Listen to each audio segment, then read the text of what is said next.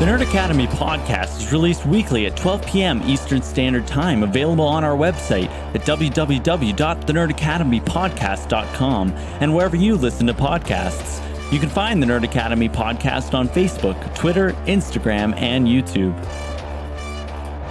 You can also help support the show by going to patreon.com/The Nerd Academy podcast, where every donation allows us to bring you more exciting content every week.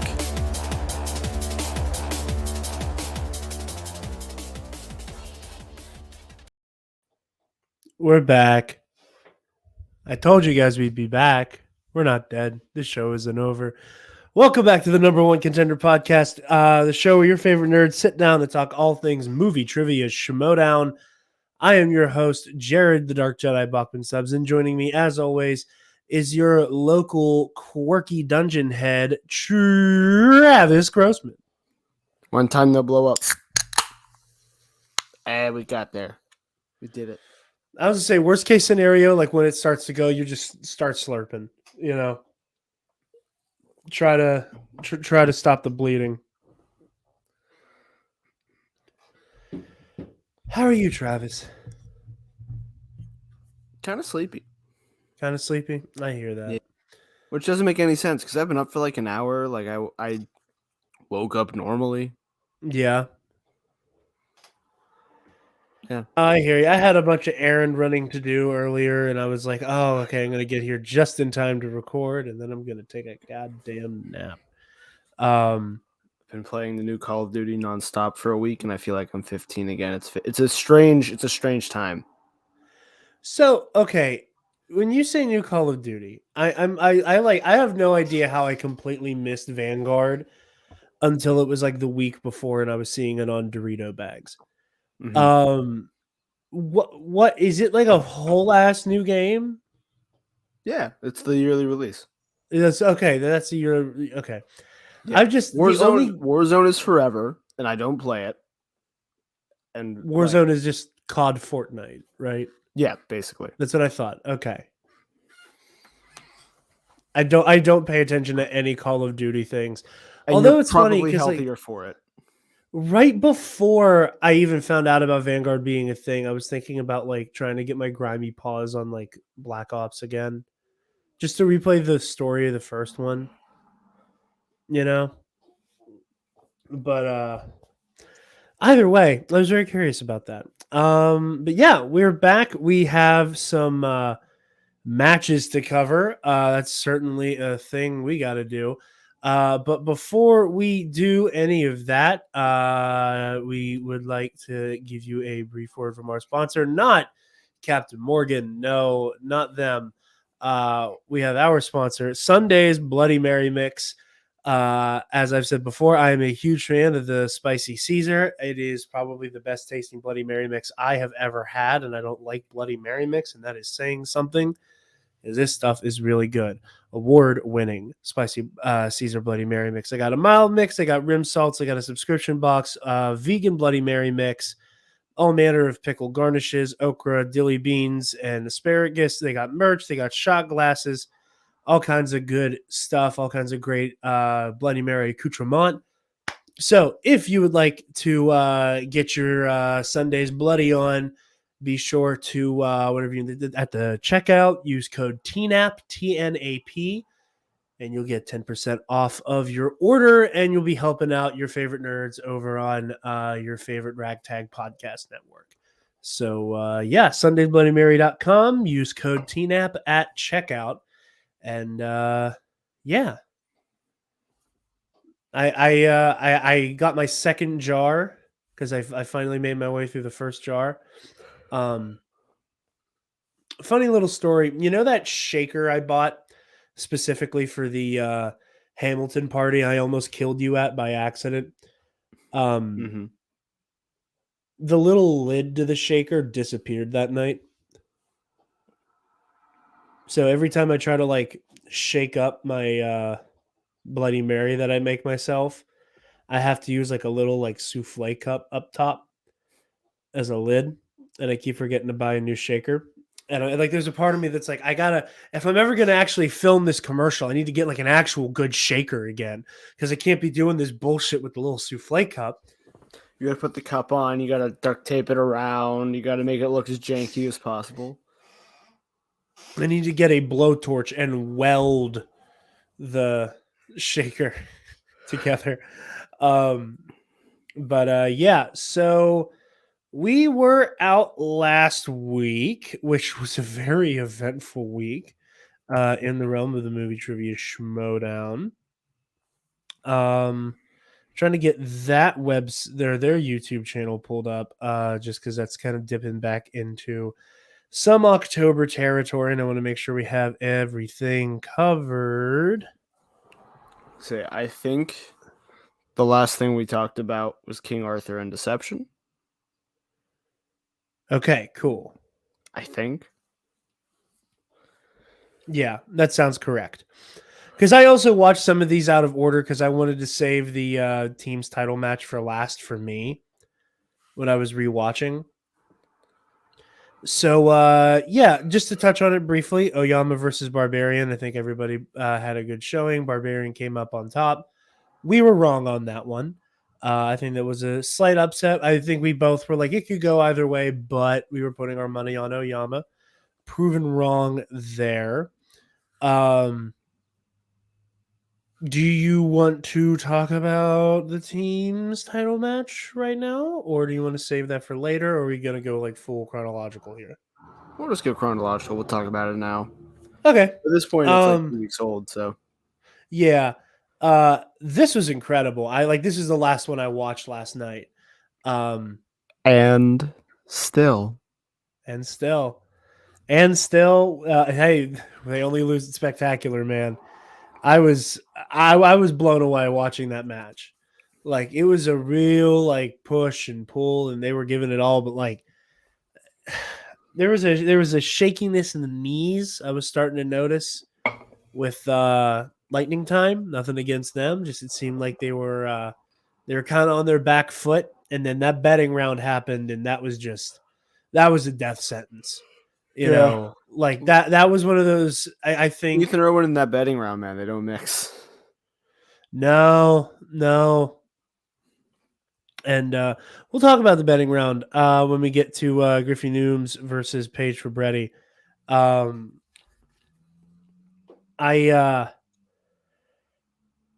I think that's going to shake out come time for the spectacular singles title match.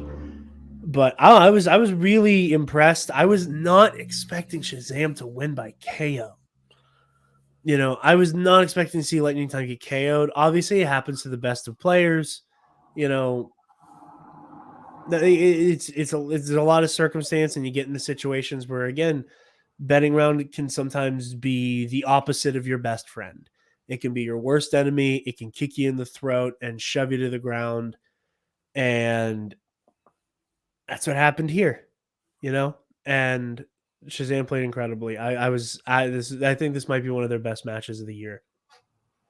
They just get better every time they defend. Like, every time they play for a belt, they just do it better than last time. Yeah. You know? And I'm worried for Spectacular, but I still think they got this.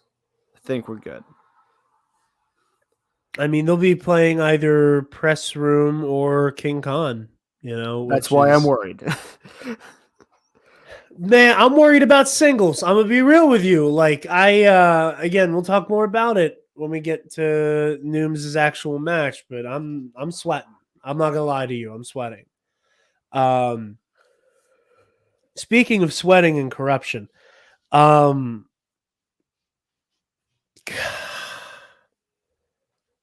on. I went full screen on this side, and I got to stop doing that because I need to be able to pull this up in regards to Kalinowski v. Janine the Machine. Up over it. You f***ing wheel! Fuck you, God! That is, I think KO might be the Wheels, like, most victimized victim of the season. Like that was just I feel like I so could brutal. disagree. I don't know who I disagree with, but if anything, he deserves it after the Bond run. You're right. Like that was very much like, perfectly balanced as all things should be. There's a part of me that was disappointed that Janine didn't immediately start going, no, he could still win it. He could still win it. It's not over. Like there is a part of me that like when he spun it, I'm like, Janine, take this moment and be a villain. Like, and I said it on our last episode, I was like, if I am going to watch Mike Kalinowski get taken out by anybody in this tournament, I wanted it to be Janine. Like I was disappointed he went out after getting manhandled by an opponent's choice spin. Like I'm disappointed it happened that way.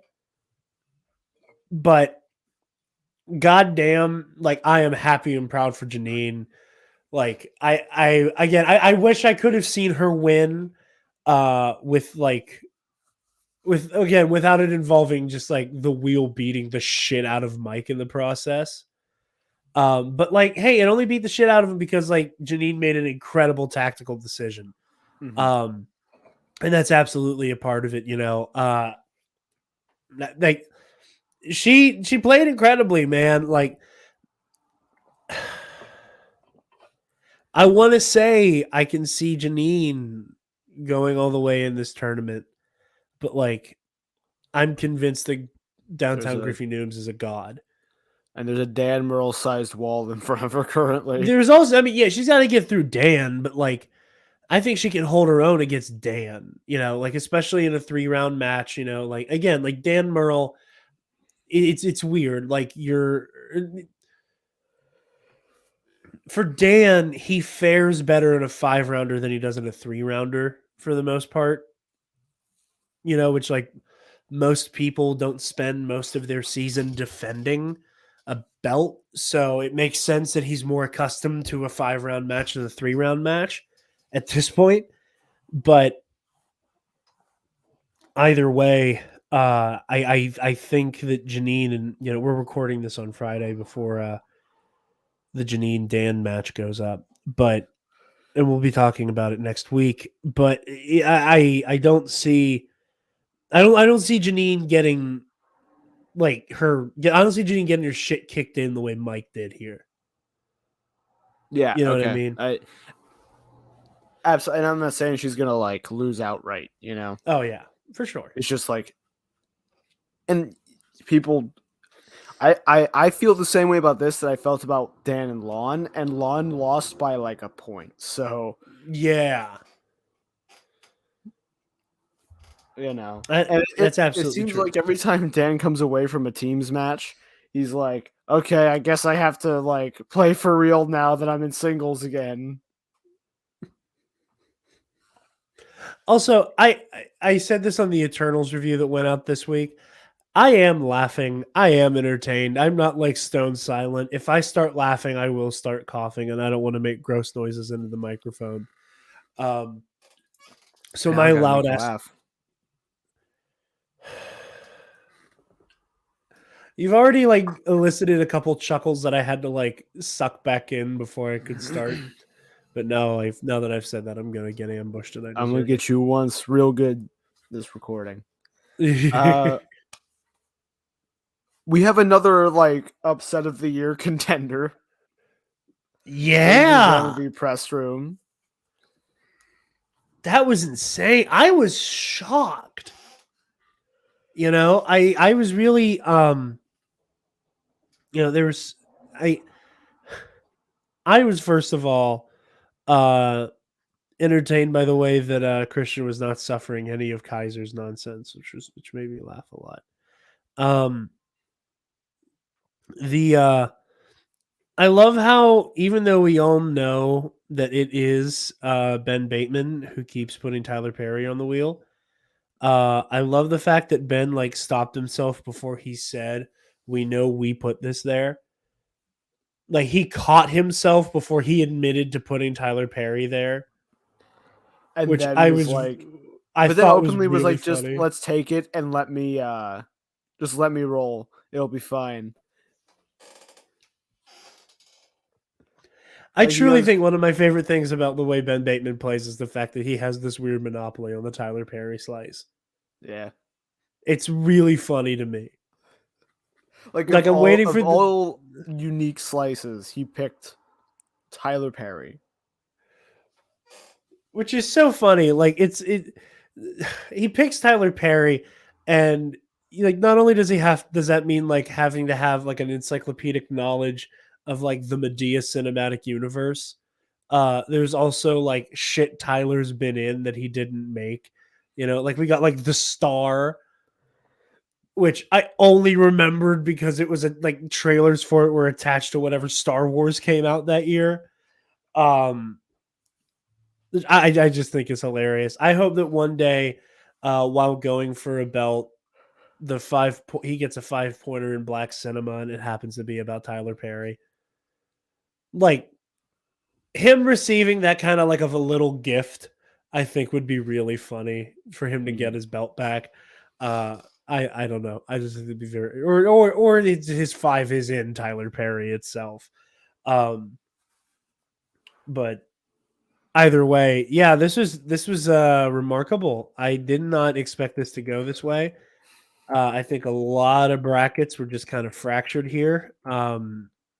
And I think this is proof that like teams isn't just like we've seen this a couple times now this season. But Danger Zone, when they became a team, uh, was like, oh, it's two of the most powerhouse singles players on a team. This can't go wrong. And we've seen them lose in 2 different tournaments. And it just kind of proves that sometimes team synergy can outmatch just raw power in terms of trivia, you know? Yeah, I think that's a great point. Is that I'm trying to like you can't on paper Danger Zone, and again, this isn't to say that they're a bad team. They're not. But Danger Zone is very much like it feels like somebody's Schmoedown fantasy team. Mm-hmm. Yeah. Like I was the just thinking the same nature, thing. the nature of putting them both on a team together.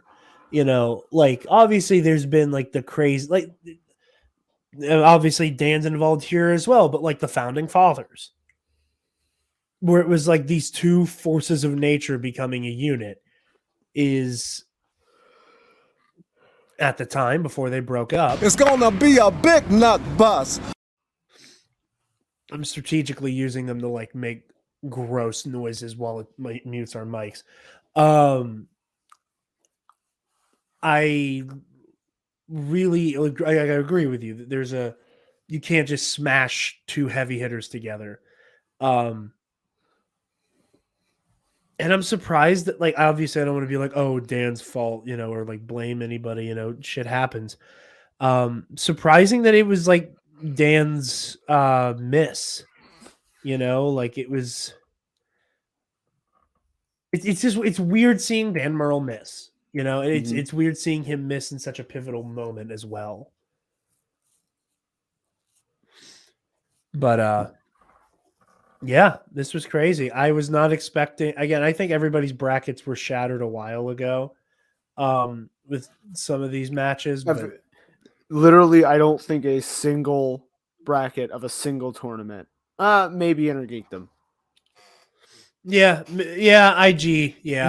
No, because Even that, because Paulo Yama versus Polyama versus Ethan Ethan. Irwin and Moose beat Chance. So it's like, yeah, never mind. Yeah, those brackets were broken too. So not a single bracket is like the way people thought it would be.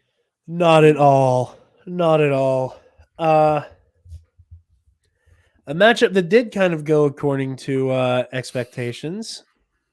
We had William Yeah, the we hit a Beast string Bibiani. here. Huh? We have a couple coming up like that. Yeah. Beast prevailed against Dave Del Rio. Although, put up a hell of a fight. Yes, he did. He did. Like, He was missed very impressive there. his couple in round 1 is what sunk him, but like a perfect round 2 is nothing to sneeze at. Unless you have the sniffles, and then you can sneeze at it. I don't have the sniffles. I have the coffees. Um, Don't cough at it. I hear that's bad for it. yeah, it's. I think a lot of it has to do with the fact that the seasons have changed 3 times this week, Yeah. and it's going to change a 4th in the next 48 hours. It's not. I'm like this time of year every year, but the fact that I'm like back to like the sinus bullshit right Yeah. after getting over the flu, like I just can't catch a break this fall, and I'm really pissed about it. But yeah, Bibiani versus Dave Del Rio went kind of according to expectations. Star Wars tournament finals, Jesus Christ! Nikki wanna- DeMolanta has I want to still read. I want to read Yeah. out loud the message I got from you yesterday. Nikki DeMolanta has still not missed the question that her opponent also didn't get. I didn't double negative. We got there. She is still perfect for questions that are uniquely to her. Yeah. It's funny because I got confused because normally I'm the one who's like touching in and like, hey, did you watch this? Did you watch that? Just because I normally end up kind of like beating you to it and you like listen to everything kind Yeah. of in one go. Yeah, everything kind of went up right after I had a chance to listen to it at work. Because I saw it was Yeah. on YouTube and I was like, okay, it's gotta be on Spotify. Not on Spotify, okay. And then as we finished up unloading our truck, I get all the notifications that the matches are on Spotify, and it's like, well, can't listen to them now. So Yeah. I took a break from from playing Call of Duty yesterday afternoon. Was like, I'll watch the Star Wars match, and like I'll get them throughout the day. I have each match we're talking about rolling on my computer, and I was trying to open it up. Also, okay, before we get into the match itself, did you watch the intro? No, I didn't. Okay, well, first, the match I got from the text I got from Travis was, "I'm watching the Star Wars tournament finals on 2 times speed, and the speed round is terrifying." Intro to the match was very funny. It was Roka being Roka on a like. I love how Christian did his whole like the next time I have to do a goddamn promo that involves like, oh no, how'd you get into this StreamYard call that you need a link for? He was like, oh, I'm gonna like he was making fun of doing that. Wait, that was on top of the Star Wars match? Yeah. Okay, I did see this. Yeah, I loved every second of this. And I cannot wait to see who they pair Roka up against for his retirement match. I want like my dream vision is Merle. Dan wins the belt. He wins the tournament. He goes plays Marisol. He beats Marisol McKee, and as he's holding up the belt, the outlaw music starts playing, and he just walks down the aisle, and we have another champion match like right after, and it's Roka v Merle, but that involves Dan winning the tournament and then beating Marisol. There's a lot of like, and there's a big Griffey Noom sized wall in front of him to do that. there's a lot of ifs and maybes there. But again, I don't want to see Dan take the championship away from Marisol. But again, if it went towards that scenario that you just described playing out, like watching Mike lose to Janine, I could live with it. As long as Mike keeps his Inner Geekdom belt. That's a very important disclaimer there. As long as one belt saves the corruption. We'll see about that. Well, shut your dirty mouth. I keep forgetting that Robert Parker's in the dungeon, so you're rooting for him. But yeah, this match was wild. I love Nikki DeMolanta having this like to make a Star Wars comparison. Nikki DeMolanta as a Schmoedown player has big Rey energy, in that there's like every time she kind of nobody does, hates her. except nobody like virulently hates her for no goddamn reason. Stop! I can't laugh. Like every time she like does some shit, there's like that brief moment of, oh, holy You can shit! do that? I did a thing. Whoa. Very like at least in terms of like the Force Awakens and the Last Jedi, there's a little bit of like the whoa, I did a thing. There, lifting rocks and I bypassed the compressor. Type reactions from Nikki. Like I ended up I outsped the speed round. yeah. That was the terrifying thing because I'm watching Gold Leader go first, and it's on 2x speed already. So I'm like, okay, this is gonna seem faster than it is, but he's question answer, question answer, question answer, and I'm like, yeah, he's on it. He knows what he's doing. He's really good at these speed rounds. Like he is a really good and I knew I spoil myself for every match because I never learned my lesson. And one of these days, I'm gonna not spoil myself. But he gets through his speed round. I'm like, he did I really also well saw with that Nikki won, but like was still I had my jaw in my lap watching the because speed then round. she goes to her speed round and she's answering the questions before the question's done. Like, but not just one. Yeah, all of them. She got how many movies has R2D2 been in before they finished the question? Yeah, it was like, how many movies is R2? 11. The one that blew me away was the first question from the Clone Wars, where it was like, how many ships does like Mace Windu tell General? 3? 3. Yep. That was the moment where I was like, oh no. And like, granted, like, there's one of those moments where like logistically, okay, Mace doesn't spend a whole lot of time in the Clone Wars movie. Like, there's reasons that blah blah blah. Where like it's easy to like remember Mace Windu's dialogue in the Clone Wars movie because it's not on screen for very long, and he's Mace Windu. But that means you have to have watched the Clone Wars. Clone Wars movie enough times to like. Oh, that one, her cutting them off for that question sent a chill down my spine, and I think Thomas Harper needs to be hitting the trivia gym right about now because that shit was not human. He needs to be ready for that buzzer. They both need to be ready for that buzzer. But Nikki Demolanta obviously has been training on the buzzer since she was 3 and is ready for anything. Yeah, clearly. Yeah, that was it was incredible. Gold Leader had a great performance.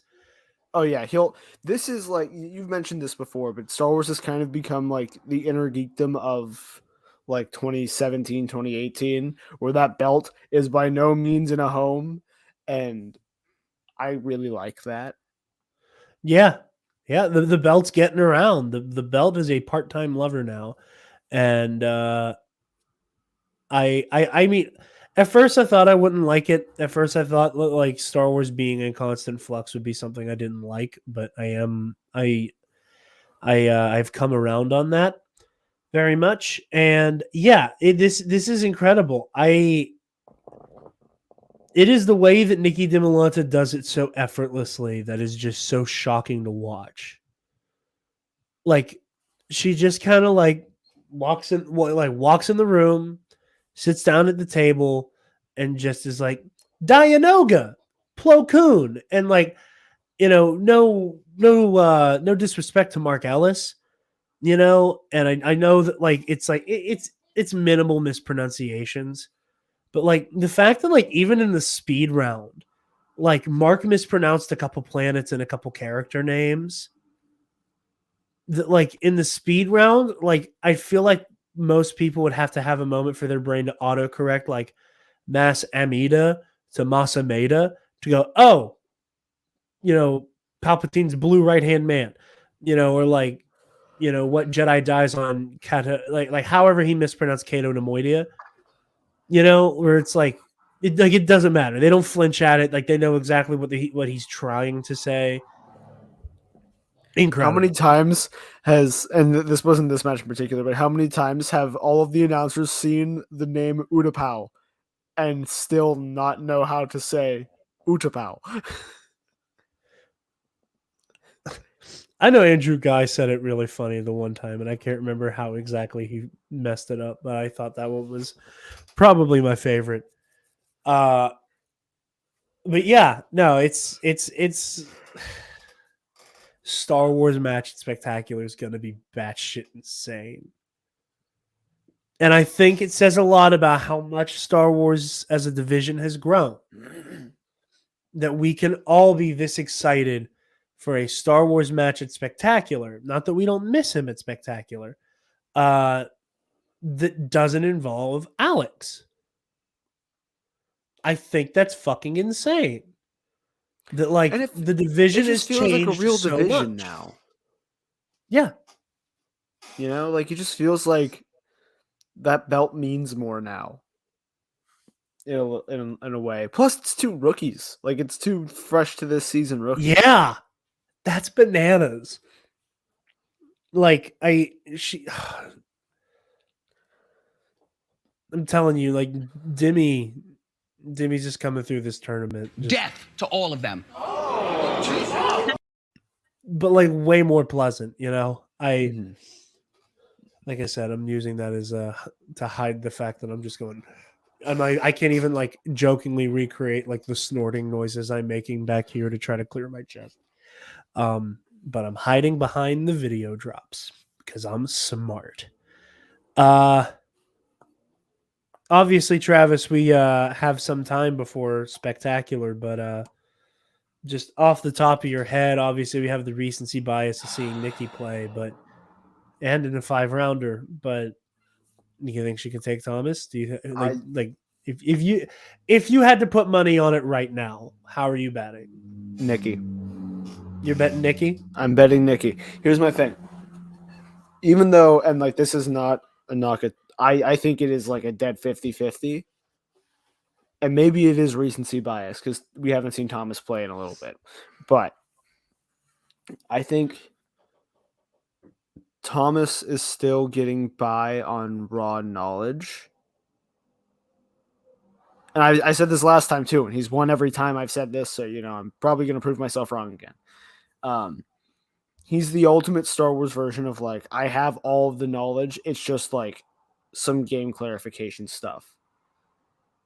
And that gets a little tighter every match, but now he has to do it in person. Yeah. Yeah, that is another big factor here. Right. It's going to be first IRL match for both of them. I think that speed round's going to be big. And I think between the two of them, Nikki's going to be more ready for it. I don't know. Like, I think it's just that, not that I've ever at any point been like, yeah, she's, except for like maybe her first match. Or I would, like, she hadn't played before and I was like, oh yeah, another person in the Star Wars match. She's going to be really good because Andrew DeMolante's her husband and she had to help him study and stuff. So it was going to be great. And then turns out she's better, arguably. She's definitely more of a freight train. And now, granted, like the DeMolante we've seen over the past couple years of him being this, like, really adept, like, dude has gone into like the Star Wars trivia boot camp. He's training in the Star Wars trivia hyperbolic chamber. Guy that we have here is not the DeMolante who was like missing questions here and there. Like they're 2 different people, even though those questions are still kind of missing from time to time. Yeah. But that Andrew DeMolante, Nikki's just a monster because Nikki's been the trainer. Like that's something we never considered at the start of the season. Like, oh, Nikki's playing. That's cool. Like she's gonna be not even in the like, oh, she'll osmosis some Star Wars knowledge from her husband. Just that, like, well, yeah, clearly she's helped him study. He said so she's gonna be good. But like, it's just insane. Like I think she's more, and I think because she's been helping Andrew prep not just like with Star Wars trivia, but for the Schmodown. Yeah, is what makes her more prepared. I will say it's either going to be the speed round, or one of them's going to have their first like actually rough round 2, where they just get an impossible question. Like They you, get like mixed bag and they're just, too scattered. That's pretty much your only way. Or they have a wheel slice on the thing that's just literally the hardest questions PJ could come up with. That should be a wheel slice. Instead of Like- having opponent's choice, we should have literally the hardest questions PJ could come up with. there's like a bonus slice that is just like the hyperbolic questions I would come up with as like I'm complaining about Spencer getting easy questions and Trivial Pursuit stuff, where I'll be like, how many times do they say the in Revenge of the Sith? Type shit where it's like, and for your 2-pointer, how many people rounded to the nearest third are present for the Boonta Eve Classic and the Phantom Menace? And then They Nikki count as one DiMolanta. person if they have two heads. Yeah, does it count? Does he count as an attendee since he's the announcer? But yeah, no, I'm so excited for that match. I'm not even sure how I'm betting. That's why I was asking you because I was curious. My gut tells me Nikki DiMolanta, but I think it's just a straight up 50-50. So, moving to our next one. Speaking of unbeatable trivia gods,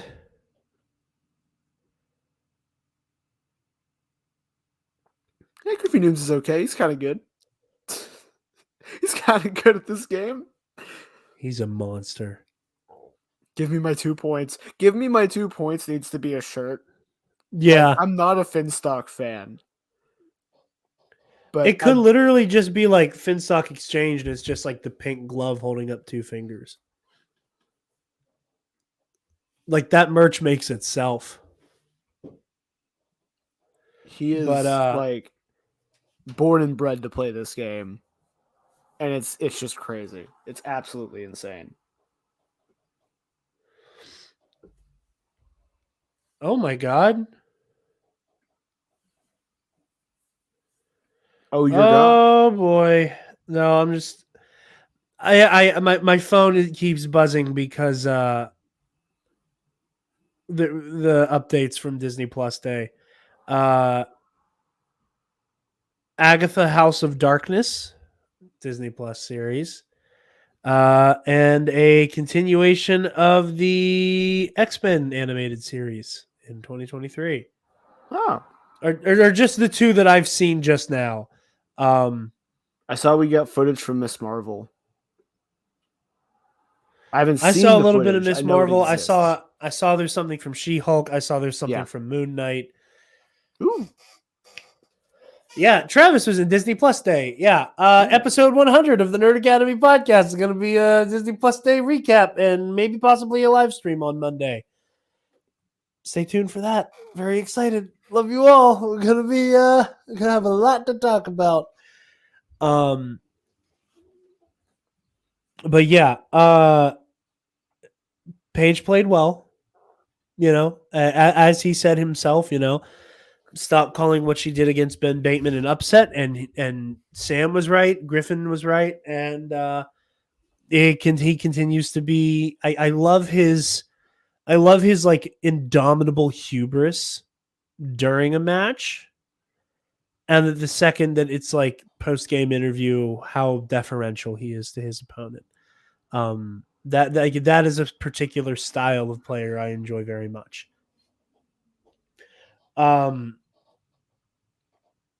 In terms of what it looks like for his future, I will say, I think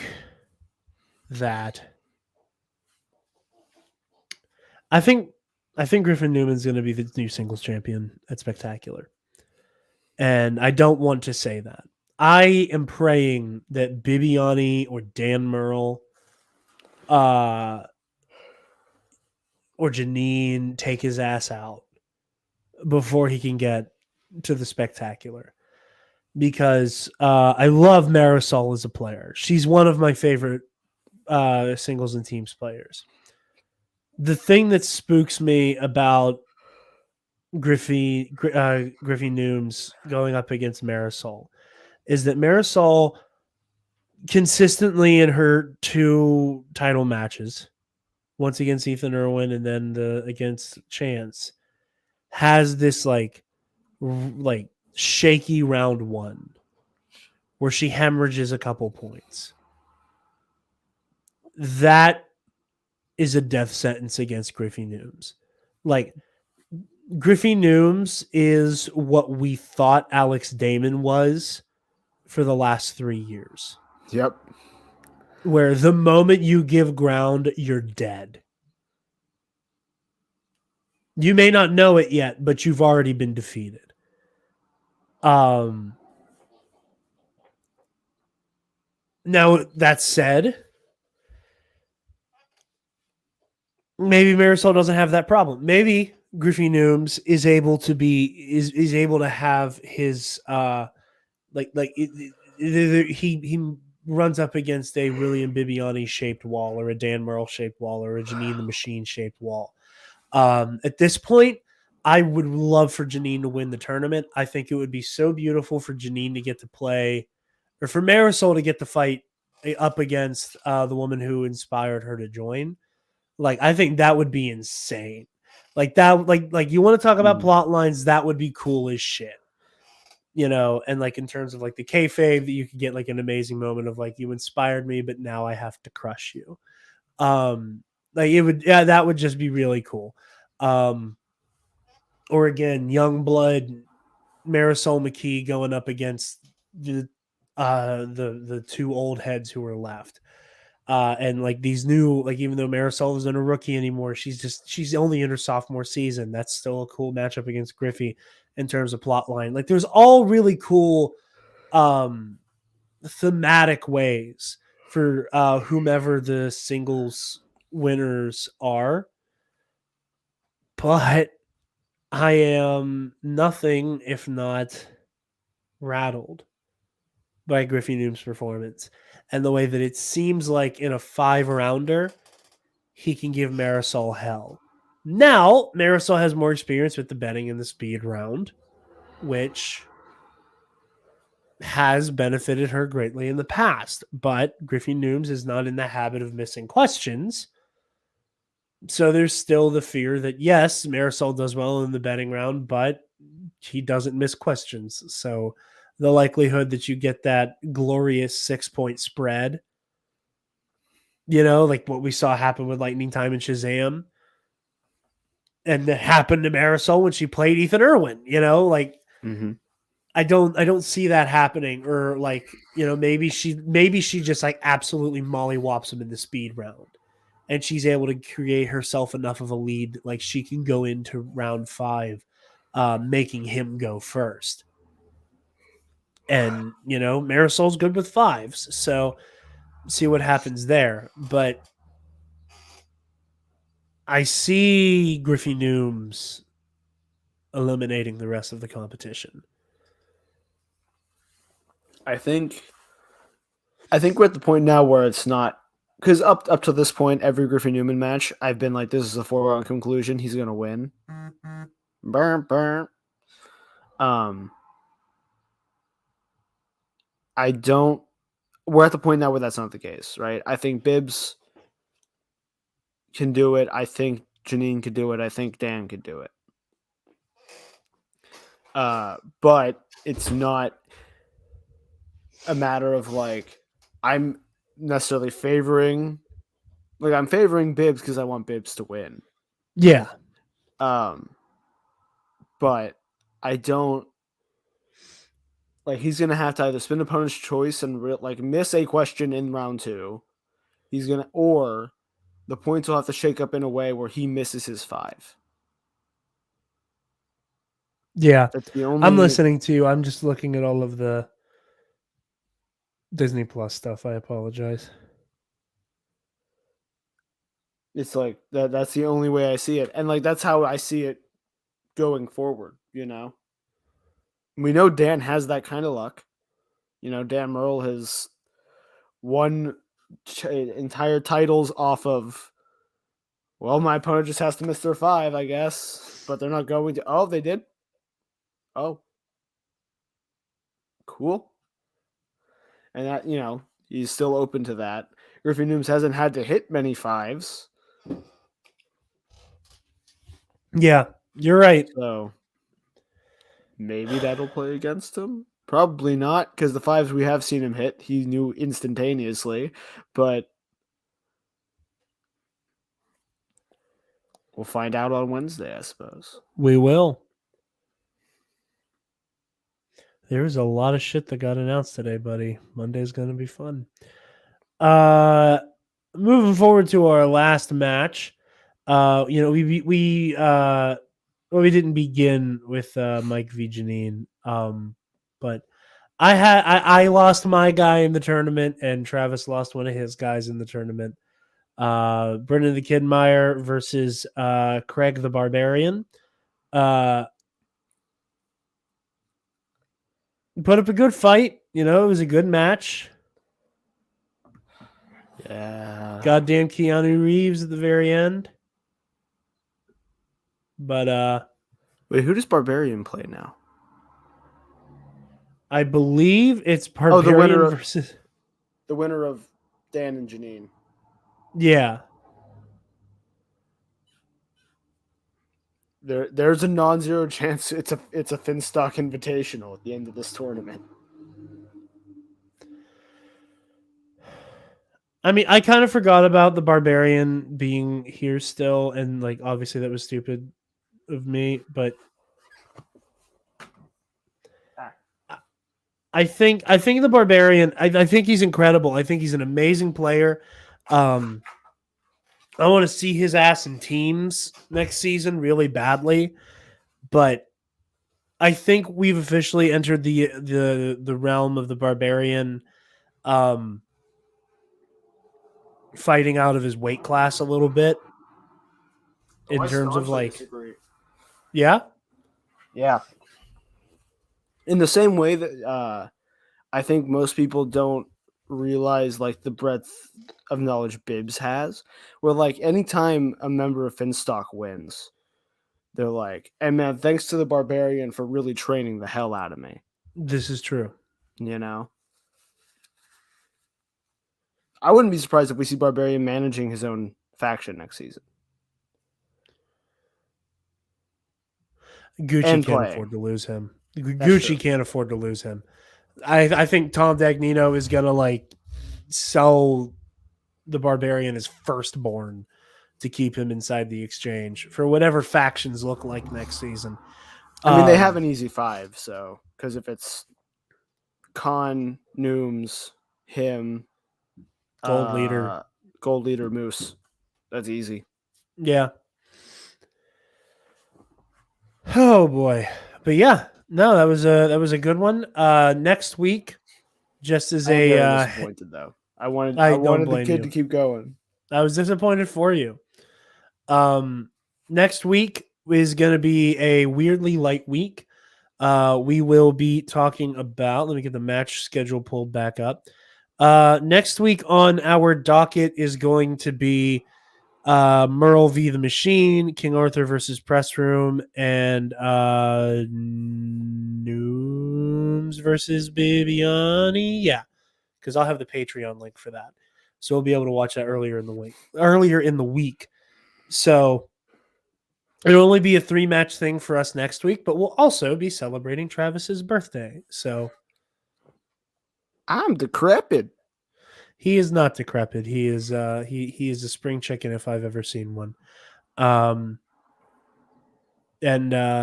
Yeah, but Travis's birthday episode, as it was last year on the main show, It's gonna be a big nut bust. as it was last year. Although I can't confirm it's not matching shirts this time. I did not go back to that well, even though I almost did. I tried to think of something stupid, but I couldn't. I couldn't pull a necessarily stupid enough idea to parody what I did last year. So I went in a different direction gift wise. So with that, Travis, where can the lovely people find you, my friend, Sir Champion of Christmas? They can find me being a champion of Christmas on Twitter and Instagram at Travis Political. Jared, Yes. where? You guys can find me feeling slightly under the weather at Dark Jedi 2552, and you can find the Nerd Academy podcast on Facebook, Twitter, Instagram, YouTube, and on our website, www.thenerdacademypodcast.com, where, if you're feeling generous, you can donate to our Patreon page. Give me $1.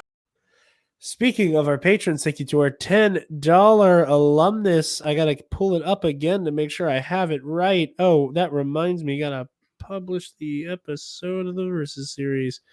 Cool, that's out now. Watch me do it in real time, everybody. Thank you to Nick Johnson. Never going to fright you up, never going to scare you down, never going to run around or never going to haunt around and spook you. Delta 9 and the Waffle Wizard. Thank you guys all so very, very much for your patronage and support. Be sure to consider the $5 tier where you can watch that episode of the Versus series you just watched me upload. Ulick Keldroma versus Cade Skywalker. Next month is going to be Darth Vader versus Lord Hoth.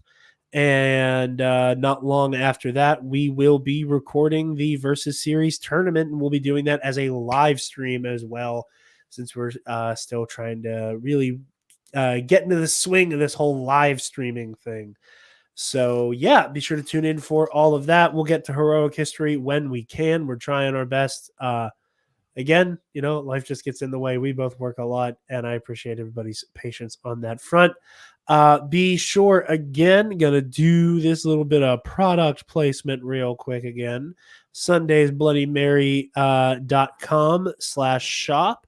Use code TEENAP at checkout to get 10% off of your offer and help out your favorite nerds while you do it. Be sure to like, comment, share, subscribe, do all the things, rate, review. Thank you all so much for tuning in, however you do, watching or listening, and smash cancer. Stop!